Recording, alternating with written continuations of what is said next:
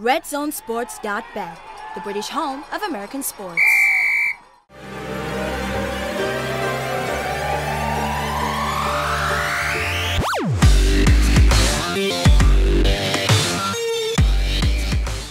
Hi guys, and welcome to the SportsHeads NBA edition, sponsored by RedZoneSports.bet. My name's Tori, and I'm here alongside my co-stars who have swapped places. They're trying to confuse me. I've got Musical Steve. chairs. Hey. And we have Nick Hello, on the hello. far side. Hello, hello, hello, Hello. I love that one. Right, so we're going to start off this week with bragging rights for last week. I'd just like to make a point. I was on Twitter last night. Interesting. Thank you for telling me. Someone made a point that if they had 2 games go their way, they would have got 5 out of 5. But did you get 5 out of 5 again this week? I almost got 5 out of 5. Almost. Pistons let me down. So you both got 4 out of 5 this week. 4 out of 5's all right. Okay. I'm consistent. Start off for Yeah. So the first one we had Nick. You went with the Clippers again. Yes. Yes. Despite Steve warning you. Yes. You gave them a second try, which is what well, you said. yeah, you got to give everyone a second chance. Yeah. But I think that's it. That's all they get. So 2 Yeah. chances, they're done. Yeah. So I'm that done. point went to Steve. We then had on Rightfully Sunday so. Rightfully so. Raptors at the Celtics. Mm-hmm. You went against. Oh no, you didn't. No, we No, you went didn't. for the My Celtics. bad, That's you right. both went for it this time. And we didn't know Kyrie wasn't playing. My poor boy. Poor face. Let's move along. And then on Monday we had. I'm sorry. We had Cavs and Knicks. We'll get into this in a minute. I did go with the Cleveland on that one. now. You did. I did. So you both scored a point, but we're not going to talk about the game just yet. No. Fair enough. Because I know that this is a topic that we'll spend a little bit more time on. Wednesday, Pistons at Bucks. Mm-hmm. I said this was a tough game to call. I did say that it was a tough one. Was it? I got it It was right. a very, very close game. Good Was game, 95 good 99. though. Yeah, really. It was a good very game. good game. Bucks stopped the Pistons' winning streak. Yeah. But they've created their own now. I think They they're have, on 4 yeah. wins. So Yeah, apparently 2 games winning is a winning streak if you're in New York. Correct. It's got to begin somewhere, right? Beginning of a streak. Let's move along. moving on, and then we had Wednesday night Spurs at Timberwolves, which you both scraped in on. That's great. We both said the Timberwolves would win that one. We were both very confident. That was a pretty good game too. were. Yeah. That was a very good game actually. Although you did start your comment with, "You're betting against the Spurs again." I wanted to try and goad him into going for the Spurs, but he didn't Yeah, it take didn't up quite on work, it. did it? No. Never mind. Right. So I just want to rewind Into the back a meat. minute Yeah. to Monday. Well, actually, to the whole of this week, talking about the King of New York himself, Oh yeah? Who's this? LeBron. Derek Jeter? Who? Yeah. So obviously, there's King been a of bit of New a York. LeBron versus New York feud going on. Started with him coming out talking about Smith Jr. Mhm. and that the Knicks should have chosen him. You should. That's where it began. Yeah, Obviously, it carried on Yes, through this the is gonna be- yeah. game. Standing up, I'm never going to be able to Frank pronounce his name without looking at Ntilikina? it. Ntilikina. Ntilikina, yes. Ntilikina. It's actually got quite a ring to it. Yeah, it's good. He stood his own on Monday. He He did. stood back up to LeBron. yeah. But let me know your views, because I know you both have very strong views, and I'll just interject when I can. Let me defer to the Knicks fan to start off with. Well, I'll tell you what happened. And you can tell me your version. I'll tell Nah, you the yeah. truth. Nah, so LeBron was in a press conference or a chat interview, whatever, and he said that, taking a shot at Phil Jackson, that the Knicks should have drafted Dennis Smith Jr. Yeah. It's fair enough. He didn't say instead of Frank Ntilikina, No. any of that. So leave it at that, 100% fine. Probably may even agree with him a little bit. So a shot at Phil Jackson. Great. Well, I have no problem with that. And then the Knicks came in and said, well, we're happy with what we have. And he's kind of said, Yeah. worry about your own team. Again, no problem with that. Then when the game started, getting into action, it did get physical intense. This is why I love basketball the most. When things go like that, when there's passion and emotion involved and the guys are standing up, especially to LeBron, who's the king of whatever the hell he wants to call himself. I was very impressed with the Knicks as a whole, with the way they pulled together. I know you don't agree, so I'm going to hear your... I'm just going to say I was very proud too. I was very proud. Very I just proud. don't... Yeah, LeBron, I think he took it too far. He was putting his nose in business that didn't involve him. I don't have a problem with players standing up for each other, the team mentality being team chemistry. I don't have an issue with that per se. I just think this has got blown way out of proportion. We've completely forgotten the fact that the Cavs actually won this game. The thing that bothers me about this is that all of a sudden it went from talking about a draft pick to then being escalated into a more physical game. All of a sudden then the Knicks got their noses put out of joint because of the fact that it was criticism against who they'd actually drafted. And it's one of those things again, I think the first comment was taken out of context, and maybe the Knicks should have taken Dennis Smith Jr. Because I think they probably should have done. I mean, I was high on Dennis Smith Jr. At the draft and everything else. After that, if you talk to anyone in the Mavs organisation, even before that, that's a player that they wanted. They were surprised that the Knicks passed up on him. I like Dennis Smith Jr. I do, but I just don't think it's LeBron's place to say. And I mentioned earlier that he used to mentor Dennis Smith Jr. So I think it's like, this is my guy. How could you take someone over my guy? Maybe that's even getting too far. I think it was just a shot at Phil Jackson, which I'm happy. I hate Phil Jackson, so I would give LeBron that. But I just don't think he's putting his nose in saying to another organization should have done X, Y, Z. I feel like nothing to do with instead of the king of New York, he is the king of. But he's not the king of New York. Petty. He's the king of nothing. No, he's not. The fact is, he's going to be asked an opinion. At the end of the day, microphones get put on the players' noses. They'll be asked questions, therefore they'll then give answers. LeBron James is going to become very, very quotable. He's the most famous basketball player in the world. Therefore, whatever he says is going to be taken, for what it is and taken out of context. But he knows what he's doing. He's been doing it for long enough. And I think it was building up. That's why he did the whole thing with getting on the underground subway. It was building up to a big game. He's great at that, and I like him for that. I do, but I just. He wanted a hype. But this is what the NBA needs. The NBA needs storylines. I agree. There isn't that much about there in terms of rivalries and everything else, and it is a lot of teams, against LeBron James, against the Cleveland Cavaliers because of who they are. But so you end up building this storyline and to basically make the Knicks relevant. Because to be perfectly honest with you, and I'll say this, and I've said it many times over the last 24 hours, the Knicks have this us against the world mentality that's been there since the 1990s, and Starks and Oakley and all of those guys. That all we ever have is the fact, like we play with a chip on our shoulder, no one likes us, everyone wants us to lose, we're not good enough. And they basically do that to make themselves relevant and actually be able to compete in these games. I literally hate New York Knicks basketball. I have always hated it. I will always hate it. Well, you're a Bulls fan, you should. Yeah, they are. I am a Bulls fan. The fact is that the Knicks are not relevant. That is the thing. They are not relevant in the Eastern Conference. They are not relevant in the NBA. You know what? I'm going to just go and get some Band-Aids or plasters, you ain't going whatever you want to call Sit them. down. I'll get you some Band-Aids right now. No, I agree with most of that, what you said, but I don't think was the Knicks weren't us against the world in this. The Knicks were, LeBron said something about the Knicks then defended their rookie, their choice. Say, butt out, don't talk about our guy. And I love that. Fair, and then during the game, LeBron stood in there in front of Frank, for no reason, and he pushed him 3 times. LeBron pumped down. I don't have, as I said to you, I do not have a problem with the fact that the Knicks stood up for their guy. Right. The fact is, it was taken out of context, and that's where the issue is. And the person that led this, Enes Kanter, is basically Enes Kanter is the one. He did not start it. He did. It was misinterpreted by a guy who is basically an average NBA player. Enes Kanter, has an NBA job, fine. But to me, he is not a very good player in the NBA. He's the one that's basically, I'm going to stand up for my guy. Who's LeBron James and who's that? Yeah, that's fine, fair enough. Enes Kanter is nothing more than a modern-day Anthony Mason, but without any sort of brutality.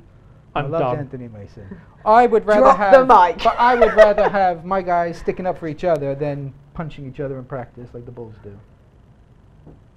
Yeah. You can come together however way you want. Oh, kumbaya.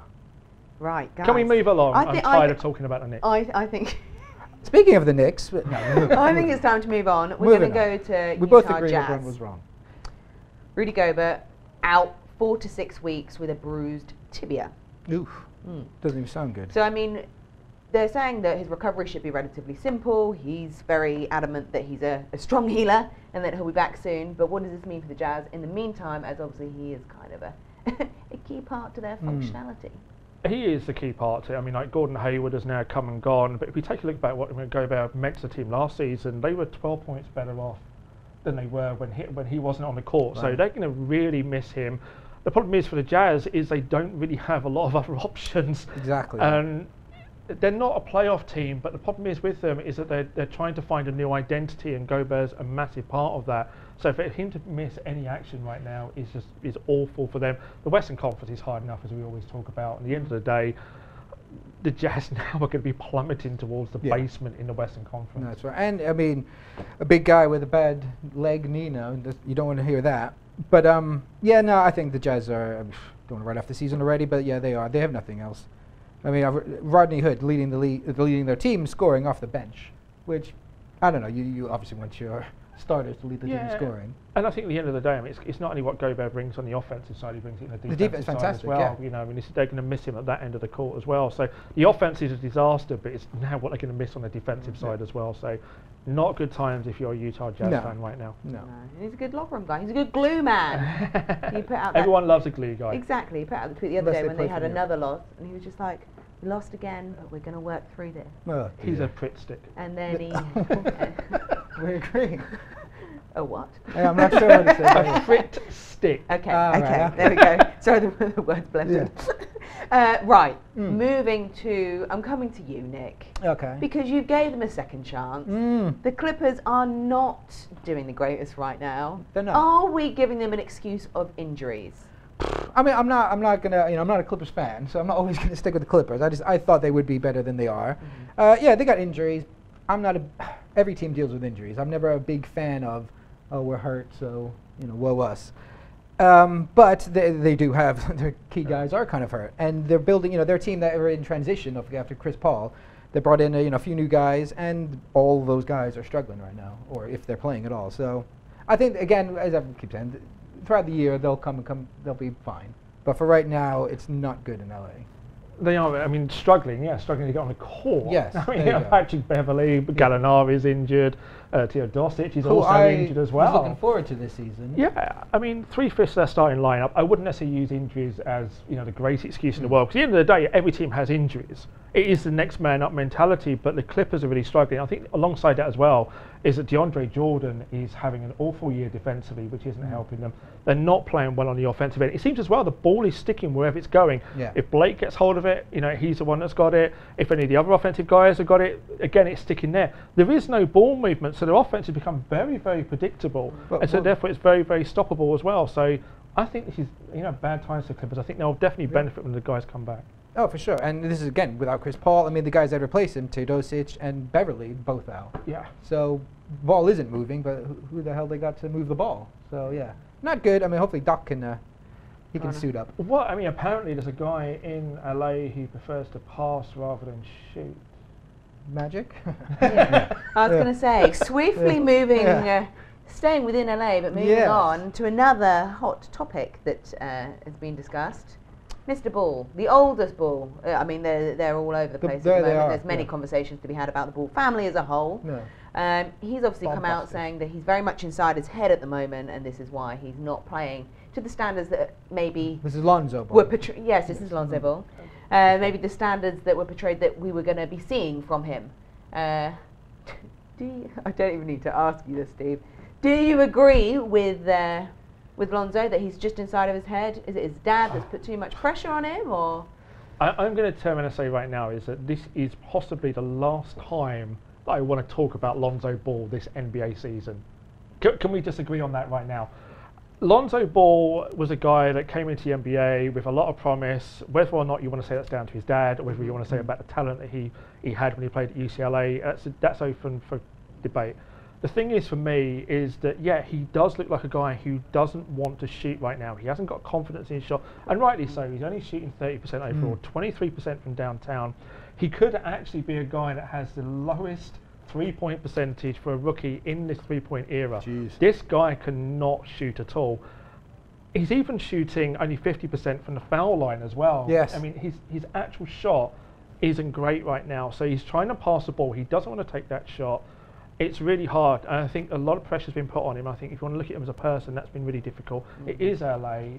I think, to be perfectly honest with you, they would be much better off right now, perhaps moving him to the bench, just taking down his playing time a bit, and then see what we can try and do with him, because at the moment he's been completely overshadowed by Kuzma, the other rookie. Kuzma's been fantastic. They did bench him against the Suns in the fourth quarter, and the game they won. Yeah. So that says something. But I mean, Ball, yeah, and he has a funky shot too, which is the Yeah, problem. it's So not he has to great. kind of relearn everything in a way. I just don't think that he's going to struggle to get it off, which is what they said coming into, when he was drafted. So I don't know. But I look at the other numbers, 9 points, whatever, but six rebounds and 7 assists as your rookie point guard. Those are decent numbers. I'm going to go mental on this now because this is again for me it's a prime example of why we need to stop talking about the triple double. Everyone made such a big fuss about the fact that he got a triple double. He was the youngest guy to do it.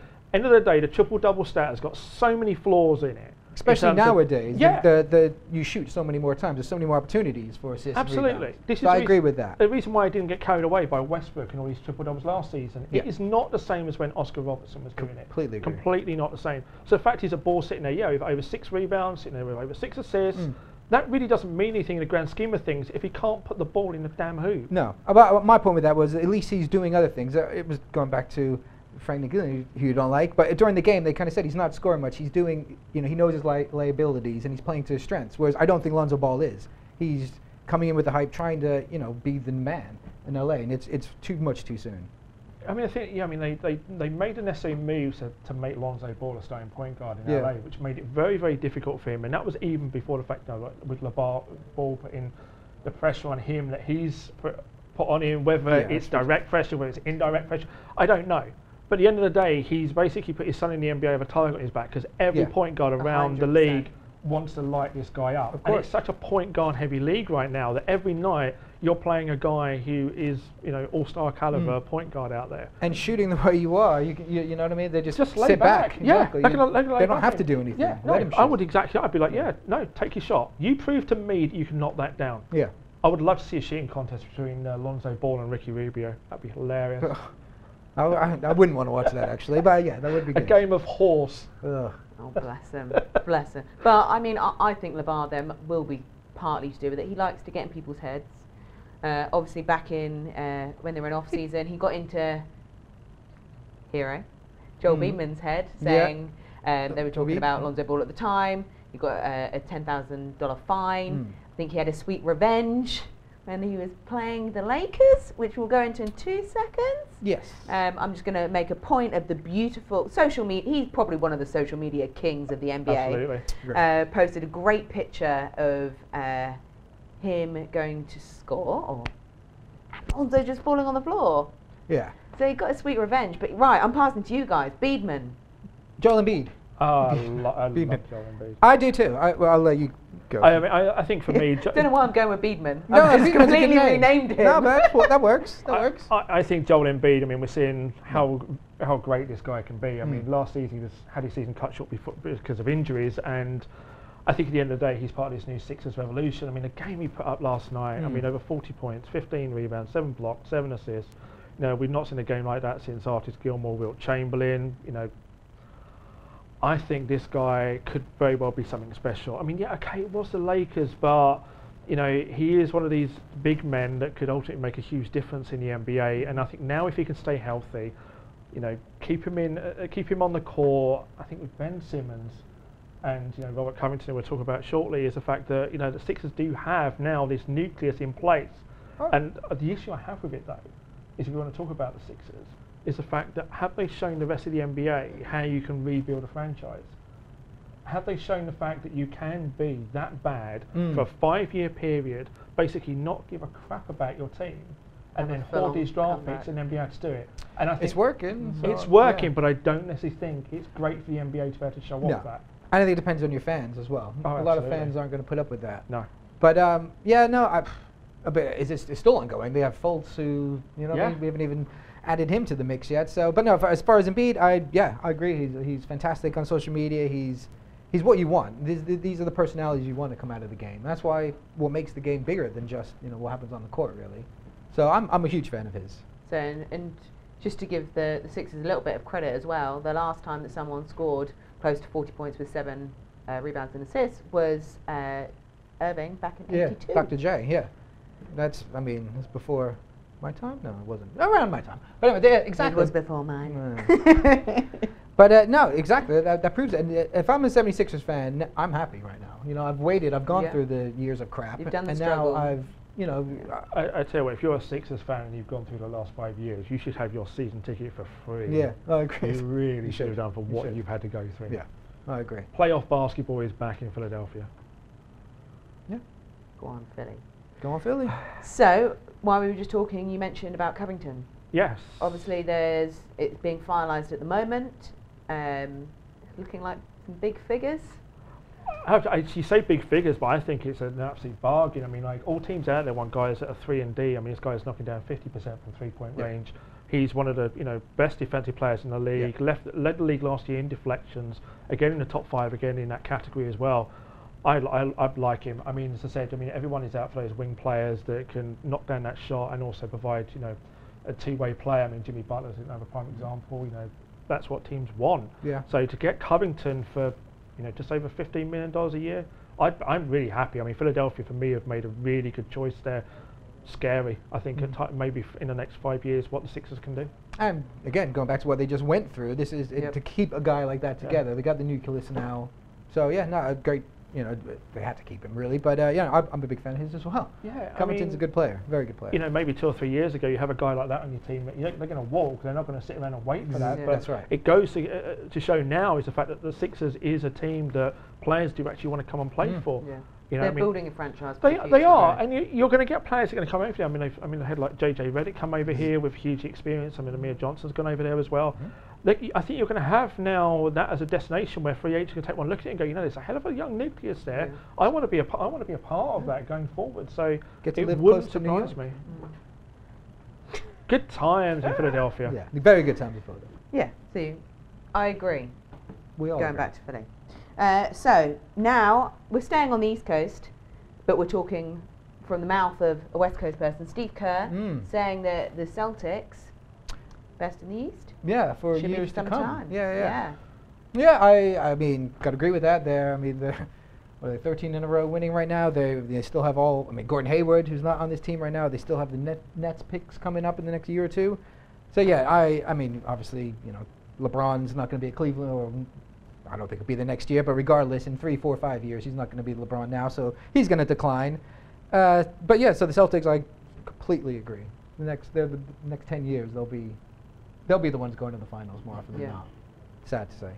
Yeah, I was going to say, I mean, even from my point of view, it's quite sad to say about that. But I mean, Danny Ainge has done a tremendous job there. I mean, what he got originally as part of guys like Pierce and Garnett going to Brooklyn, I mean, it was robbery. Yeah, it was robbery. Yeah. I mean, it paid dividends. It's helped them to rebuild a team after their championship years from before. Yeah. Done a tremendous job, and they've been able to bring in guys like Hayward, bring in Kyrie, Al Horford. I mean, we don't even really talk about Al Horford that much anymore, but I mean, he was the go-to guy in Atlanta. And he sort of fitted straight in. And you've got the guys that got like Tatum and that coming through as well. The young guys, they've got so much ahead of them. And I think the guy who doesn't get the credit here, and again, the same within the Heat when they had LeBron, when they had Dwayne Wade, and that. No one gave Spoelstra credit. No one said to Spoelstra, he's a really good coach. But Spoelstra is a really good coach. And then Brad Stevens has come in, and we all know that Brad Stevens is a good coach. Yeah. But we still don't actually talk about him. And I think a prime example of that is the fact that they played the Raptors over the weekend. I think a lot of people felt without Kyrie that Toronto should probably win that game. I mean, Brad Stevens did a tremendous coaching job. That they had an offense that was split around many different players. He has got this team playing at a very high level right now. I think it's going to be very interesting exactly how this team goes ahead. Again, they're going to have to learn to kind of go in the deeper parts of the playoffs and be able to get to finals. It's an own learning experience in itself, but good things are ahead. And if Steve Kerr has picked them out, I don't know whether that's a little bit of like, putting a bit of pressure on Celtics as well, sort of saying, I think you're going to be a good team. Let's see if you can actually prove that you can actually be a good team. And they just happens to be they play each other.